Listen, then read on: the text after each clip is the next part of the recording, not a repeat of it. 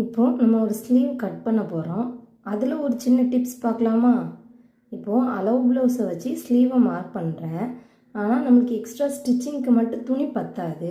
So நம்ம இப்போ ஒட்டு போட வேண்டியது வரும். ஆனால் இப்படியே ஃபோல்டிங்கில் வச்சு ஒட்டு போடுறதா இருந்தால் நம்ம 2 ஸ்லீவுக்கும் 2 பக்கத்தில் மொத்தம் 4 சைடு ஒட்டு போட வேண்டியது வரும். அதுக்கு பதிலாக இந்த வீடியோவில் காட்டுற மாதிரிங்க இதை மாதிரி ஃபோல்டிங்கில் போட்டு ஸ்லீவை கட் பண்ணால் 2 ஸ்லீவ்லேயும் ஒரு பக்கம் மட்டும் ஒட்டு போட வேண்டியது வரும்.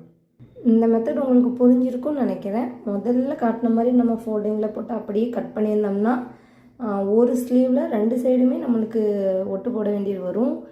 இந்த மாதிரி ஃபோல்டிங்கில் போட்டு நம்ம ஸ்லீவ் கட் பண்ணுறதுனால ஒரு ஸ்லீவில் ஒரு சைடு மட்டும் ஒட்டு போட்டால் போதும்.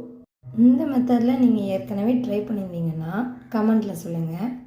இப்போ கட் பண்ண அந்த ஸ்லீவுக்கு எப்படி ஒட்டு போட்டு ஃபினிஷ் பண்ணுங்கிறத நான் நெக்ஸ்ட் வீடியோவில் ஷேர் பண்ணுறேன். இந்த டிப்ஸ் உங்களுக்கு பிடிச்சிருந்துச்சின்னா கண்டிப்பாக ட்ரை பண்ணிவிட்டு எப்படி வந்துச்சுன்னு கமெண்ட்டில் சொல்லுங்கள். இதே மாதிரி ஸ்லீவ் கட் பண்ணுற வீடியோ, பேக் பார்ட் கட் பண்ணுற வீடியோ, இது மாதிரி டெய்லரிங் சம்மந்தமான வீடியோஸ் நிறைய நம்ம சேனலில் இருக்குது. மறக்காமல் ஃபாலோ பண்ணிக்கோங்க.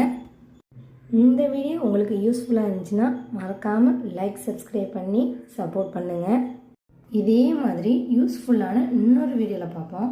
தேங்க்யூ ஃபார் வாட்சிங்.